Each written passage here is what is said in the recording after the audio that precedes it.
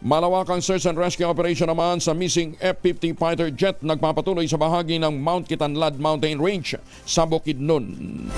Detalye na balita mula kay Jun Di Makuta, Aris 19. Assalamualaikum, Brother Jun. Alaikum assalam, Kuyang Angel. Mayroong ongoing military operation sa bahagi ng Barangay Iba, Cabanglasan, Bukidnon Province sa AOR ng 4th Infantry Division, Philippine Army.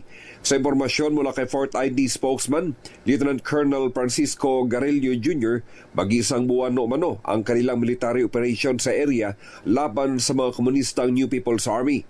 Sa hindi pa makumpirmang balita, posible umanong sa nabanggit na lugar ang target area ng F-50 light fighter jets na maglulunsad ng di manoy bombing mission o ng tactical night operations kung saan biglang nawala ang komunikasyon ng isang fighter jet at hindi na nakabalik ng paglapag sa Mactan, Cebu Air Base. Habang mission accomplished naman umano sa kanilang bombing mission ng dalawang F-50 fighter jets. Sa public statement ng PAF, kung sakaling nagkaaberya man umano ang isa sa unit ng F-50 jet, may kahalintulad umano itong kaso sa Indonesia kung saan nakaranas din sila ng aksidente gamit ang kaparehong aircraft. Hanggang sa mga oras na ito, ongoing ang search operation ng Philippine Air Force sa area kung saan huling nawala ang komunikasyon ng fighter jet ilang minuto bago makarating sa target area.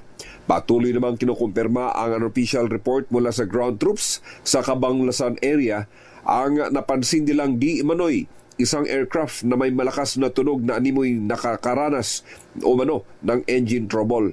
At patuloy din kinukumpirma ang report mula sa government troops na nasa bahagi ng Kalatungan Patrol Base sa Lantapan, Bukidnon sa kanilang naobserbahang dumaang eroplano sa area at maya-maya nakarinig umano sila ng explosion at naninag umano nilang apoy sa hindi pa matukoy na lugar sa bahagi ng Mount Kitanglad Mountain Range. Mula sa Bukidnon, RH19, Jun Di Makutak, nag-uulat sa DZRH, una sa Pilipinas, una sa Pilipino. Maraming salamat, Jun Sokran.